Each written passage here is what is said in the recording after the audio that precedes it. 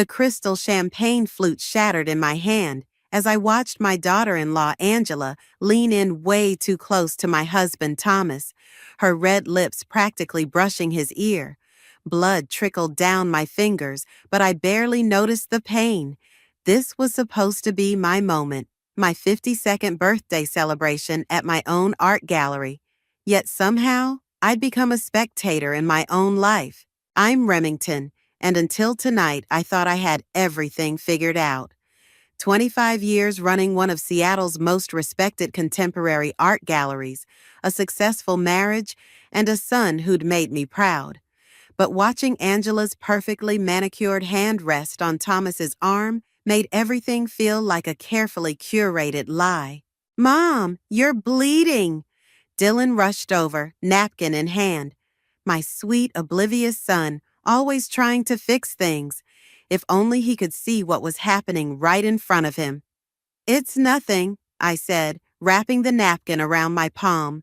"Just got a little excited with the champagne." Zara, my best friend since college, appeared at my side. "Let's get you cleaned up," she whispered, steering me toward my office. As we walked away, I heard Angela's tinkling laugh echo through the gallery, the sound like nails on a chalkboard. In the privacy of my office, Zara helped me clean the cut. "You saw that, right?" I asked. "Tell me I'm not imagining things." "Oh, honey, a blind person could see what that little viper is doing." Zara pressed a Band-Aid to my palm. "The question is, what are you going to do about it?" Before I could answer, there was a knock at the door. Angela sauntered in, carrying a large wrapped package. "There you are. I've been looking everywhere for you. Can't have the birthday girl hiding away, can we?" Her smile was perfect, practiced. "I wanted to give you your present personally." Dylan followed behind her, beaming. "Angela found it at an estate sale. She knows how much you love vintage pieces." I forced a smile and unwrapped the package. It was a painting, obviously old, depicting a stormy seascape. The canvas was dirty, the frame worn. "It reminded me of that story you told about your childhood home in Maine," Angela said, her voice dripping with false sweetness. "I thought it might be a nice piece of nostalgic junk for your office." Nostalgic junk. The words stung, but I maintained my composure. "How thoughtful." "Mom, are you okay?" Dylan asked, noticing my tension. "Just tired, sweetheart. It's been a long night." I set the painting aside, propping it against my desk where the last rays of sunset streamed through the window. That's when I saw it. As the light hit the canvas at an angle, something in the brushwork caught my eye. My heart stopped. Could it be? I'd seen enough paintings in my career to know when something wasn't what it seemed. "We should get back to the party," Angela announced, hooking her arm through Dylan's. "Thomas is telling the most fascinating story about his latest business venture." After they left, Zara raised an eyebrow. "What just happened? You look like you've seen a ghost." I moved closer to the painting, examining it in the fading light. "Zara, if this is what I think it is..." My voice trailed off as I studied the subtle signature in the corner, barely visible beneath years of grime. "What?" This piece of nostalgic junk might be worth more than Angela's entire wardrobe of designer clothes. I laughed, the sound slightly hysterical. She has no idea what she just gave me. The party continued outside my office, voices and music floating through the door. I heard Angela's laugh again, followed by my husband's deeper chuckle.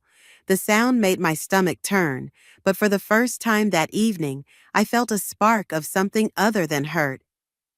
"You know what the best revenge is?" Zara asked, a mischievous glint in her eye. I picked up the painting carefully, my fingers trembling slightly.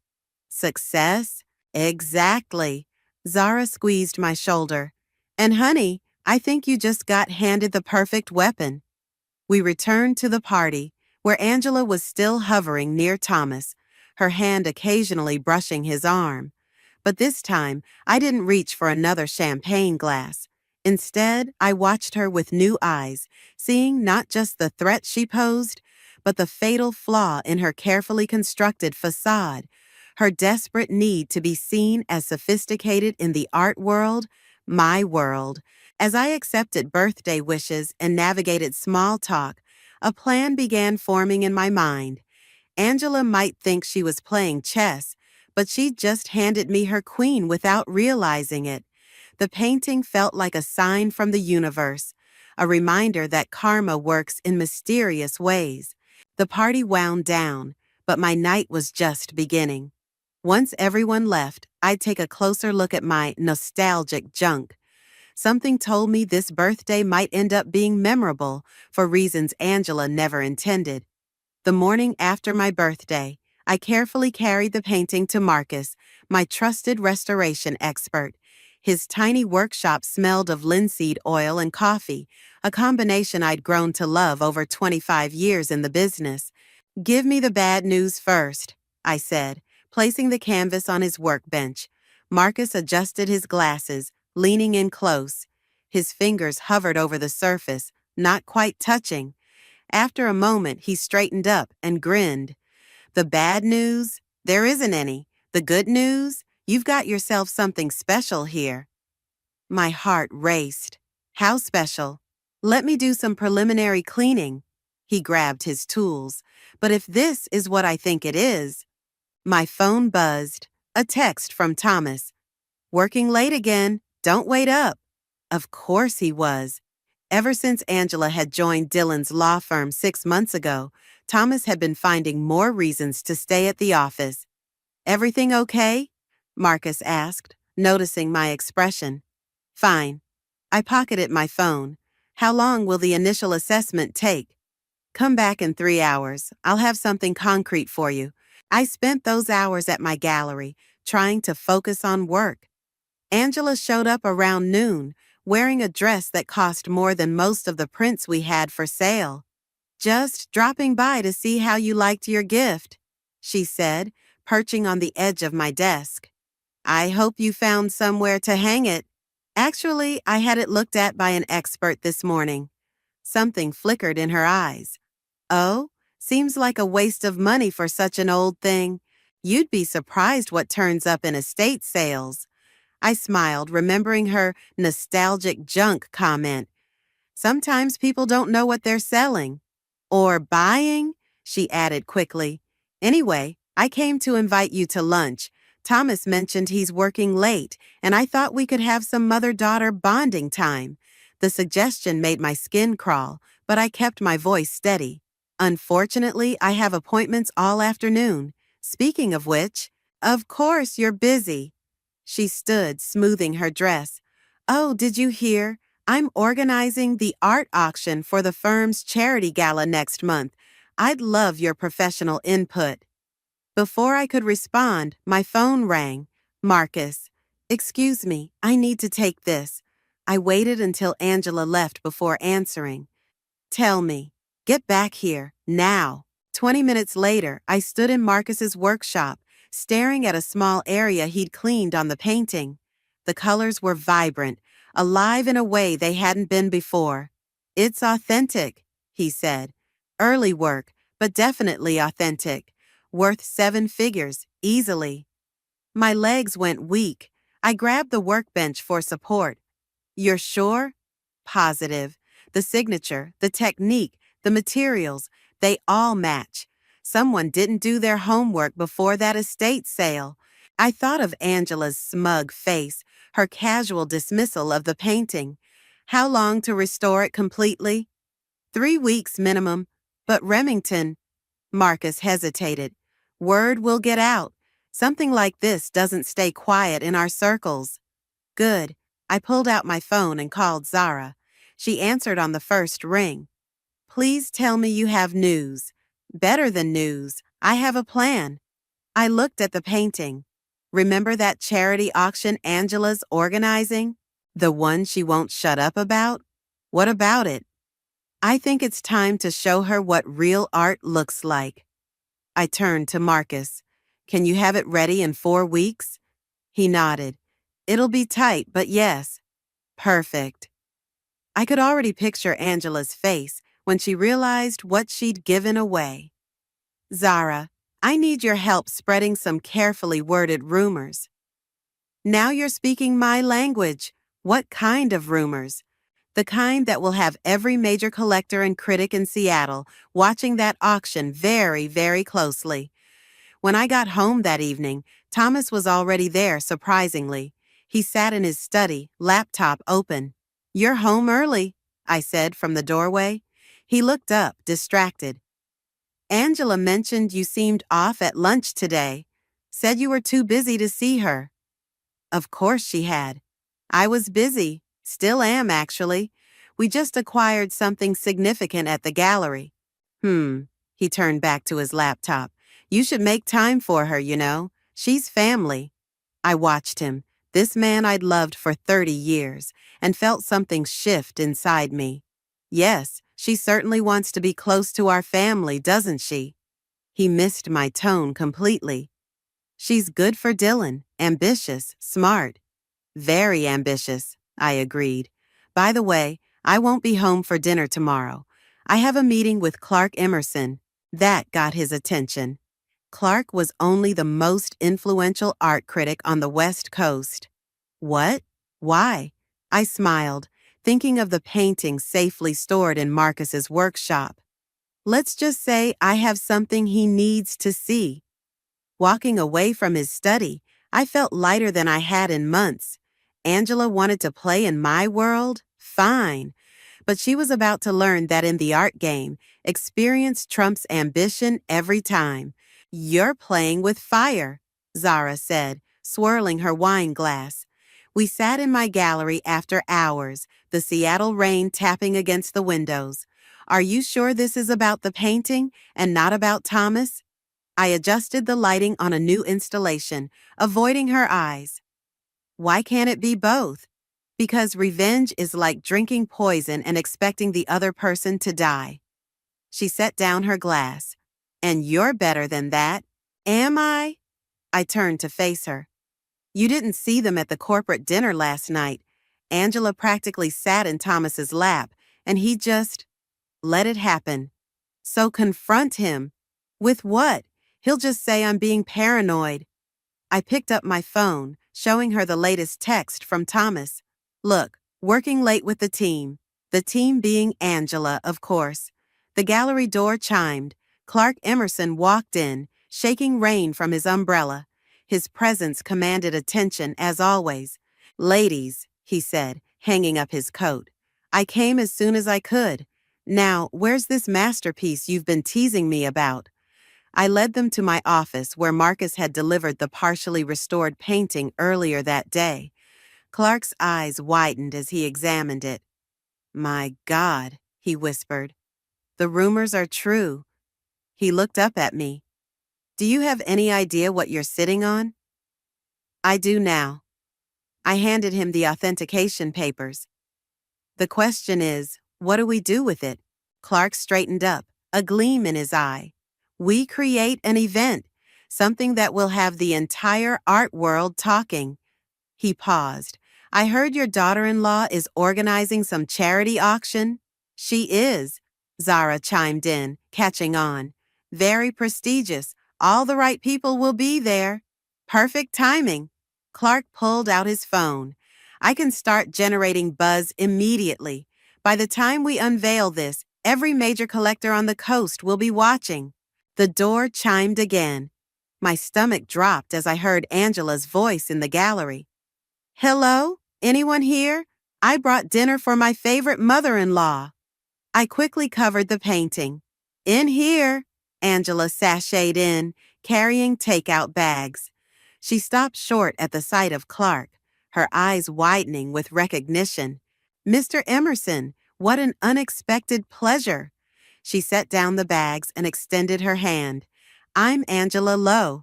I'm organizing the upcoming charity auction at Harrison and Mills. Perhaps you'd be interested in covering it. Clark gave her a measured look.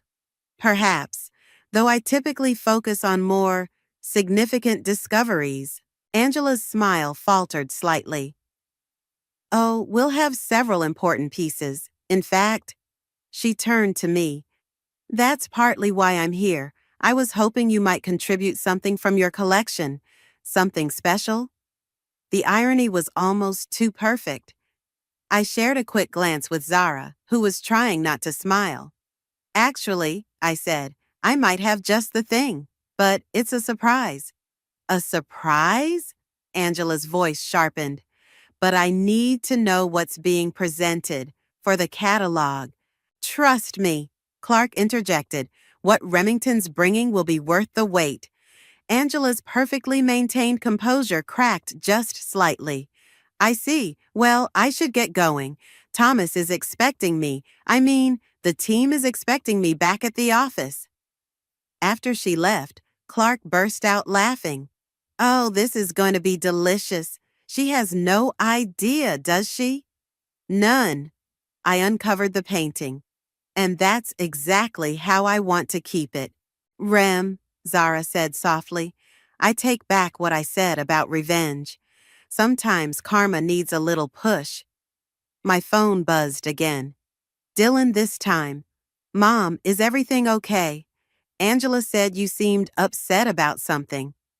They're all checking up on me now, I muttered, like I'm the problem. Clark examined the painting more closely. You know, there's more than one way to tell this story. We could focus on the discovery angle, how a discerning eye spotted what others missed. Make it about expertise rather than revenge. He's right, Zara added. Take the high road. Let the painting speak for itself. I thought about Angela's smug face when she gave me the nostalgic junk, about Thomas's distracted dismissals of my concerns, about Dylan's well-meaning but clueless attempts to keep the peace. Fine, I said. We'll do it professionally, but I want maximum impact. Clark nodded. Leave that to me.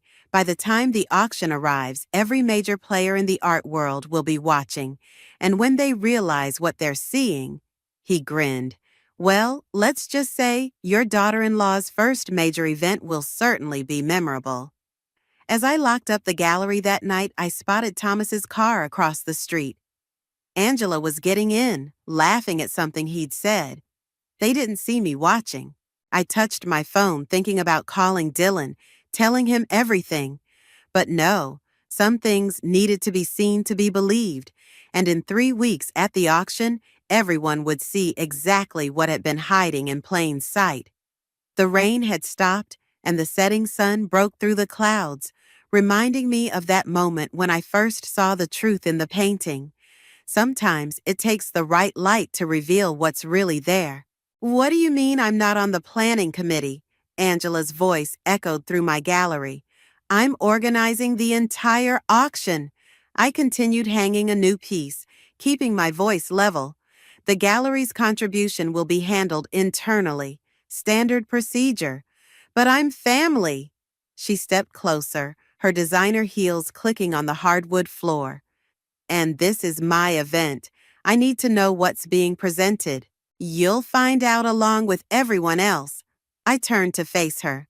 By the way, how did you come across that painting you gave me? The one from the estate sale? Angela's perfectly sculpted eyebrows twitched. Why? Just curious about its provenance, for insurance purposes.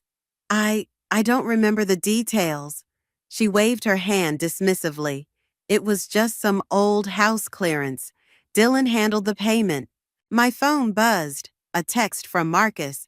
Final restoration complete. You need to see this. If you'll excuse me, I said, I have an appointment. This isn't over, Angela called after me. I'll talk to Thomas about this. Of course you will. I found Dylan waiting outside my office. Mom, what's going on? Angela's really upset. Is she? I unlocked my office door. More upset than when she's working late with your father? Dylan's face clouded. What's that supposed to mean? Nothing. I sighed. Just gallery business, honey. Everything's fine. No, it's not fine. He followed me inside. Angela says you're freezing her out of the auction planning. She worked hard to get this opportunity. I thought about the painting waiting at Marcus's workshop. Some opportunities come with a price. Mom, please. Dylan ran his hand through his hair, looking so much like his father it hurt. Whatever issues you have with Angela, can't you just let them go? For me? Before I could respond, my phone rang. Clark. The buzz is building, he said when I answered. Every major collector is asking about the mystery piece, but there's a problem. What kind? Someone's trying to get information about the restoration work. Marcus called me in a panic. I felt the blood drain from my face. I'll call you back.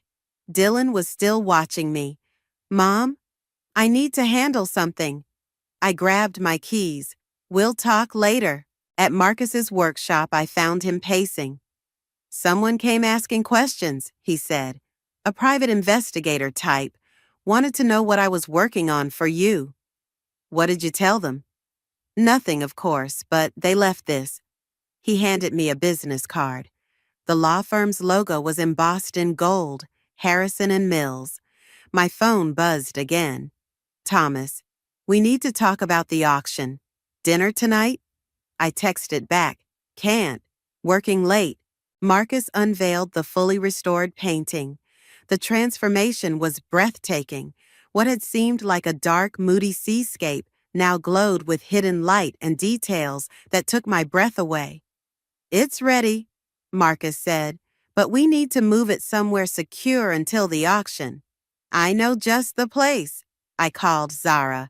Remember that climate-controlled storage unit you mentioned? Is it still available? An hour later, the painting was safely locked away. I sat in my car, hands shaking slightly on the steering wheel, when another text came through. This time from Angela. You're making a mistake. I can make things very difficult for you. I forwarded the message to Zara, adding, It's starting. Her reply was immediate. Good. Let her show her true colors.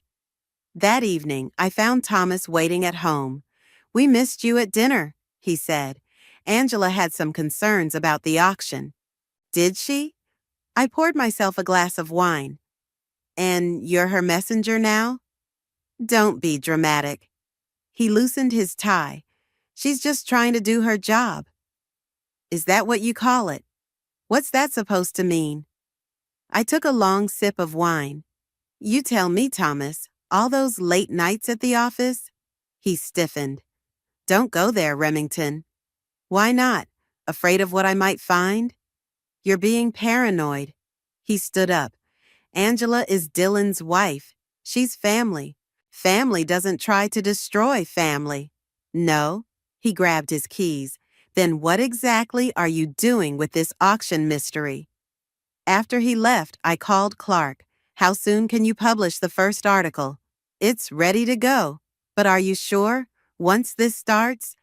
Do it. I looked at Angela's threatening text again. It's time everyone saw the bigger picture. The next morning, Clark's article hit the art world like a bomb. Major discovery expected at Seattle charity auction, the headline read. Sources suggest a lost masterpiece will be unveiled. By noon, my phone was flooded with messages, but the one that mattered most came from Angela. Whatever you're planning, remember, I know things about your marriage that Dylan wouldn't want to hear. I forwarded it to Zara with 3 words. Now we begin. Clark's private viewing room felt like a fortress. Security cameras tracked every movement, and temperature controls hummed quietly in the background. The painting sat on an easel, commanding attention even in the dim light. The press is already calling, Clark said, adjusting his glasses. Every major auction house wants first rights. This could set records. I don't care about records. I touched the frame gently. I care about the reveal. The door opened and Thomas walked in. I hadn't expected him, hadn't invited him. So this is where you've been hiding it. He moved closer to the painting. Angela's birthday gift, the nostalgic junk. How did you know where to find me? Dylan mentioned you were meeting Clark. He studied the painting. It's valuable, isn't it? That's what all the secrecy is about. More than valuable. Clark cleared his throat. It's museum-worthy, the kind of discovery that makes careers, or breaks them. Thomas turned to me, his face unreadable. And you're planning to reveal this at Angela's auction? The gallery's contribution to her auction, I corrected. Why? Worried about how it might affect her big moment? She's been working hard on this event. I bet she has. I moved between him and the painting. Tell me, Thomas, does she work as hard on her marriage as she does on yours? The color drained from his face. What are you talking about? I think you know exactly what I'm talking about. I pulled out my phone, showing him photos Zara had taken. Thomas and Angela at restaurants, leaving the office together late at night, his hand on her back as they got into his car. It's not what you think, he said quickly. She needed mentoring, guidance. Save it, I turned to Clark. We're done here. The painting stays under lock and key until the auction. After Thomas left, Clark touched my shoulder. Are you okay? No. I blinked back tears. But I will be. Back at the gallery, I found Dylan waiting. Mom, we need to talk about Angela's texts. My heart stopped. What texts? The ones threatening you. He ran his hands through his hair. She said you're trying to sabotage her career, that you're jealous of her relationship with Dad. Did she show you the texts? No, but ask her to. I opened my office door. Ask her to show you everything. Mom. Better yet, I said, ask your father about all those late-night mentoring sessions. Dylan's face changed. What are you saying? Before I could answer, my phone rang. Zara. Turn on the news, she said without greeting. Local arts segment, now. I grabbed the remote from my office TV. The arts reporter was mid-sentence. Sources suggest the discovery could be worth millions. The upcoming charity auction at Harrison & Mills law firm might just become the art event of the decade. Dylan stared at the screen. Is this about that painting Angela gave you? The one she called nostalgic junk? Yes, but... He sat heavily in my office chair. She said she paid hardly anything for it. She didn't. You did. I showed him the estate sale receipt I'd found in his credit card statements. She used your card, Dylan. She knew exactly what she was buying. His face paled.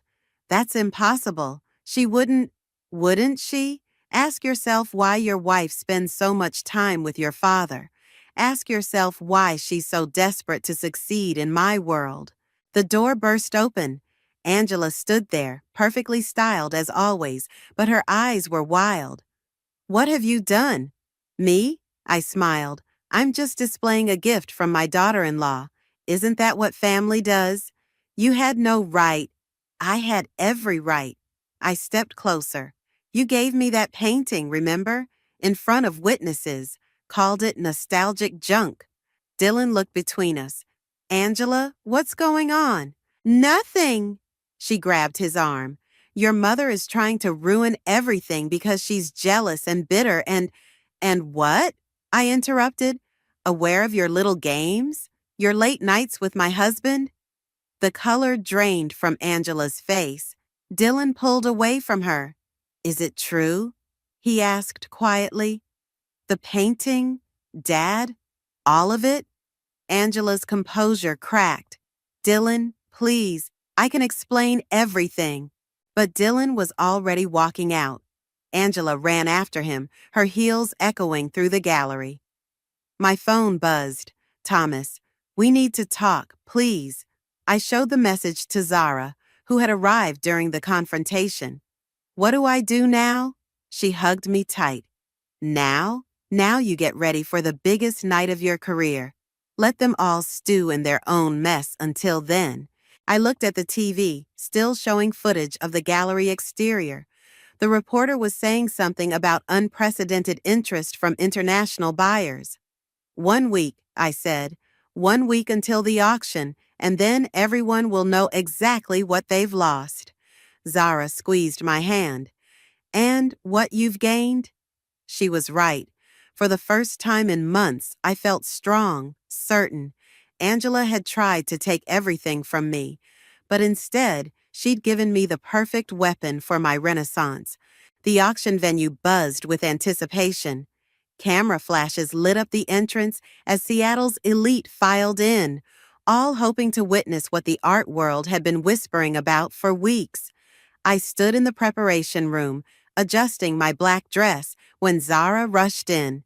"You need to see this," she said, pulling up a video on her phone. Angela was giving an interview outside, perfectly poised in a red designer dress. "Yes, I personally selected all the pieces for tonight's auction," she was saying, "including a very special surprise that my mother-in-law will be revealing." I laughed. "She's still trying to take credit?" "Not for long." Zara checked her watch. "The painting arrives in 10 minutes. Security's ready." The door opened and Dylan walked in. He looked tired, his suit slightly rumpled. "Mom, can we talk?" "Of course, honey." I nodded to Zara, who squeezed my hand before leaving. "Dad called me this morning," he said. "Tried to explain everything. About Angela, the late nights." He swallowed hard. "I'm so sorry, Mom. It's not your fault. I should have seen it." He ran a hand through his hair. "Angela, she's been staying at her sister's, keeps calling, texting, trying to explain about the painting." Before I could respond, Clark burst in. "It's here, and you won't believe who's asking questions outside." I followed him to a secure room where Marcus was carefully unwrapping the painting. Representatives from 3 major museums stood watching, along with several prominent collectors. "My God," one of them whispered as the masterpiece was revealed. "It's real," Angela's voice carried from the hallway. "As the event organizer, I need to see what's being presented." "Ma'am, this area is restricted," a security guard responded. I opened the door. Angela stood there, her composure slipping. "You can't do this to me. This is my event." "Is it?" I stepped aside, letting her see the painting. "Funny, I thought this was a charity auction.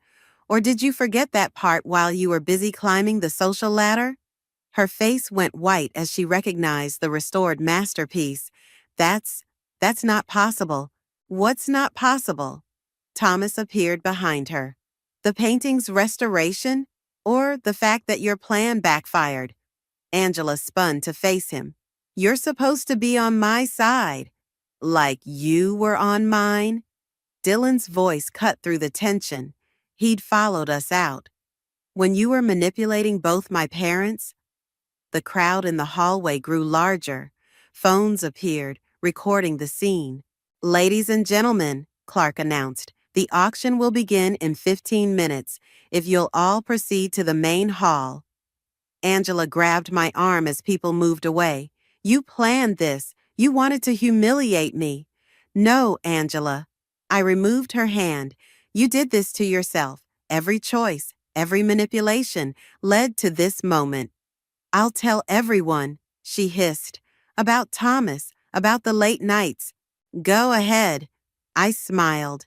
"Tell them how you tried to seduce your father-in-law while using your husband's credit card to buy $1 million painting you thought you could pass off as worthless." The color drained from her face. Behind her, Thomas looked away, ashamed. The auction hall filled quickly.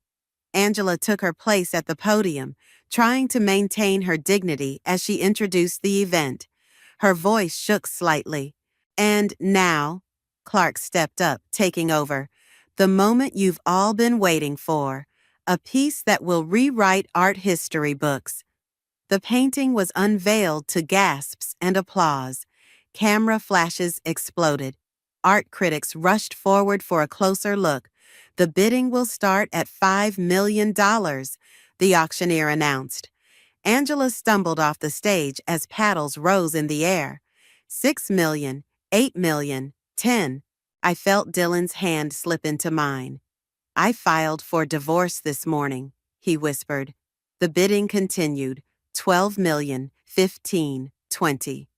"Sold," the gavel struck. to the Metropolitan Museum of Art for $23 million. Applause thundered through the hall. Journalists swarmed forward, but their questions weren't for the museum representatives.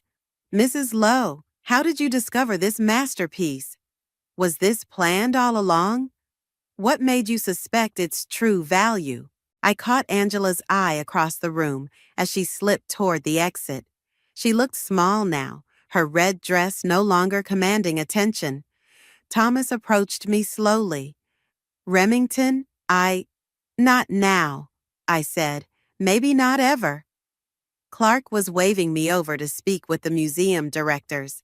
Dylan squeezed my hand one last time before letting go.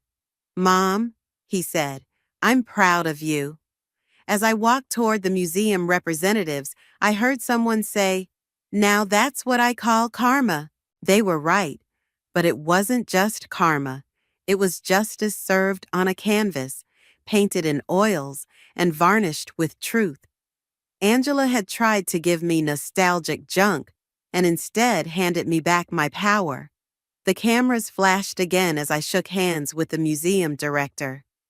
In their light, I stood tall, finally free from the shadows of betrayal. Sometimes the best revenge isn't just success. It's success witnessed by everyone who ever doubted you. The morning after the auction, my gallery was flooded with reporters. I sat in my office, watching the news coverage replay on every channel. In a stunning turn of events, one reporter said, what was meant to be a simple charity auction became the art world's event of the year. Zara brought me coffee and closed the office door, muffling the chaos outside. Have you seen this? She handed me her tablet, showing Angela's hastily deleted social media posts. I was set up, Angela had written. The painting was meant to be worthless. This was a calculated attack on my reputation. She's digging herself deeper, Zara said. My phone buzzed. Dylan. Mom, turn on Channel 7, now. I grabbed the remote. Angela was giving a live interview outside her law firm, mascara slightly smudged despite her perfect outfit.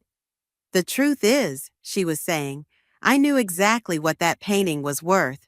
I was planning to reveal it myself, but my mother-in-law, the interviewer cut her off. We have a statement from the estate sale organizer. They confirmed the painting was listed as unknown artist, maritime scene, and priced at $200. The receipt shows your husband's credit card. Would you care to comment? The camera caught Angela's face crumbling before she rushed off screen. Well, Zara said, that's gonna leave a mark. The door opened and Thomas walked in. He looked older somehow, tired. Can we talk? He asked. Alone? Zara squeezed my shoulder before leaving. I turned off the TV. I've been trying to call, Thomas said. I've been busy. The Metropolitan wants to do a special exhibition around the painting's discovery. Remington, please. He sat down heavily. I never slept with her. But you wanted to. No, yes, I don't know. He rubbed his face. She made me feel young again, important, but nothing physical ever happened. Because she didn't seal the deal before I caught on? I stood up. Or because you finally grew a conscience? Because I love you. He stood too. I've loved you for 30 years. I just lost my way. The gallery door chimed. Dylan's voice carried through. Mom, you need to come see this. In the main gallery, a small crowd had gathered around a new arrival. Angela stood in the center, clutching a canvas. I have proof, she announced, her voice slightly hysterical. This is another painting from the same estate sale, worth just as much. Clark, who'd been examining a new exhibition, stepped forward. May I? Angela thrust the canvas at him. He studied it for a moment, then laughed. This, he said, is a reproduction, probably painted in the 1980s, worth about $50. No, Angela grabbed the painting back. You're lying. You're all lying.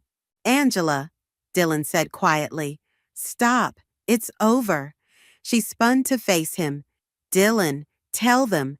Tell them how your mother orchestrated this whole thing to destroy me. The only person who destroyed anything is you. Dylan's voice was firm. The divorce papers have been filed. Don't make this worse. Worse? She laughed, the sound brittle. Do you know what this has done to my reputation? The firm is reviewing my position. The charity board wants to distance themselves, all because of her. She pointed at me. No, I said calmly. All because you tried to humiliate me with what you thought was worthless art. You didn't do your research, Angela. In my world, that's unforgivable. Your world? She stepped closer. I was building something here. I had connections, influence. You had delusions, Clark interjected, and now everyone knows it. Angela's shoulders slumped. The fight seemed to drain out of her all at once. I never meant... She started, then stopped. Tears smeared her mascara. I just wanted to be somebody. You were somebody, Dylan said. My wife. But that wasn't enough, was it? Security arrived, summoned by Zara. They escorted Angela out, her fake painting tucked under her arm like a shield. Thomas touched my elbow. I'm sorry. For everything. I looked at him. This man I'd loved for so long. I know, but sorry isn't always enough. What happens now? Dylan asked, watching Angela's retreat through the gallery windows. Now? Clark smiled.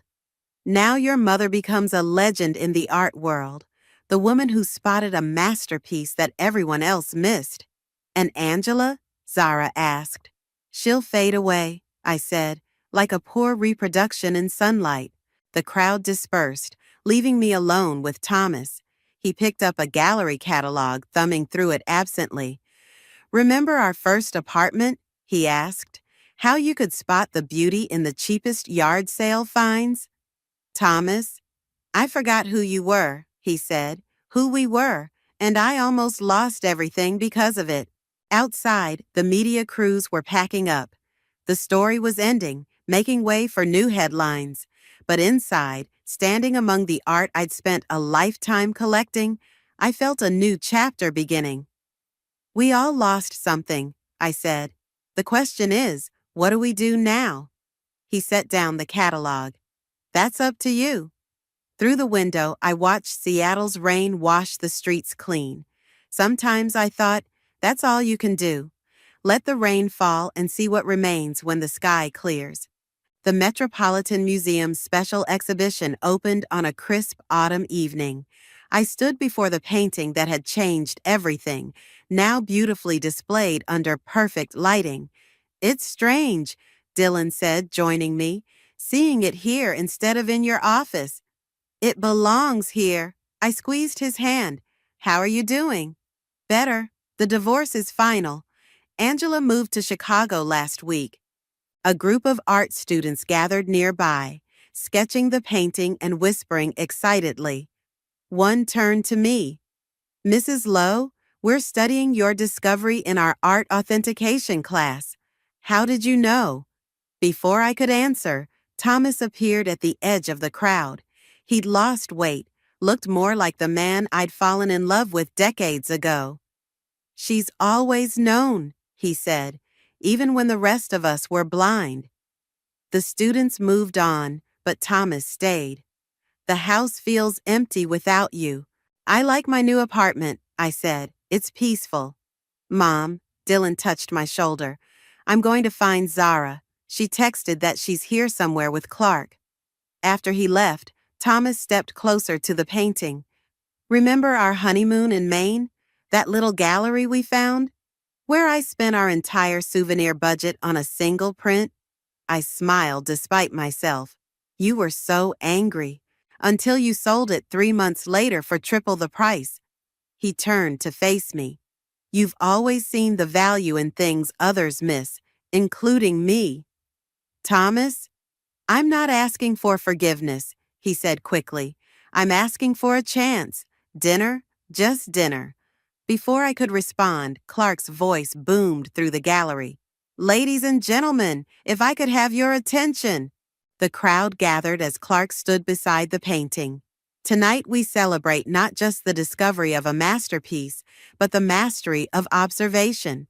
Remington Lowe saw what others couldn't or wouldn't see. And in doing so, she reminded us that true value isn't always obvious at first glance. Applause filled the space. Zara appeared, champagne in hand. Speech, she called out. I stepped forward, facing the crowd. Art isn't just about beauty or worth, it's about truth. Sometimes that truth hurts, sometimes it heals, but it always, always reveals who we really are. More applause. As the crowd dispersed, Dylan returned with a small wrapped package. Found this in my old room, he said, when I was clearing out my stuff. I unwrapped it carefully. Inside was a small watercolor I'd painted when Dylan was a baby. Thomas sleeping in a chair, holding our infant son. I remember that day, Thomas said softly. You were so tired, but you insisted on capturing the moment. Because I saw something beautiful, I said, something worth preserving. And now? He asked. I studied the watercolor, then looked at the masterpiece on the wall. Both revealed truths in their own way. Now I see things differently, I said. Clearer. Mom? Dylan's voice was gentle. Sometimes the things worth keeping need a little restoration, too. Zara approached with Clark. The museum director wants to discuss your next project, something about authenticating their recent acquisitions. Give us a minute, I asked them. After they left, I turned to Thomas. Dinner, I said. Just dinner. No promises. No promises, he agreed. Except one. I'll never take for granted what you see in me again. Dylan hugged me tight. I'm heading out. Zara's introducing me to her niece. The art historian? He blushed. Yeah, figured I should try dating someone who actually appreciates art for what it is, not what it's worth. After he left, Thomas and I stood before the painting that had exposed so many truths. You know what I see now? I asked. What? A beginning, not an ending. He nodded. Like that first gallery in Maine. Like that first gallery, I agreed. The exhibition lights dimmed slightly, signaling closing time. Around us, people began gathering their things, sharing final observations about the masterpiece. Dinner tomorrow? Thomas asked. Tomorrow, I said.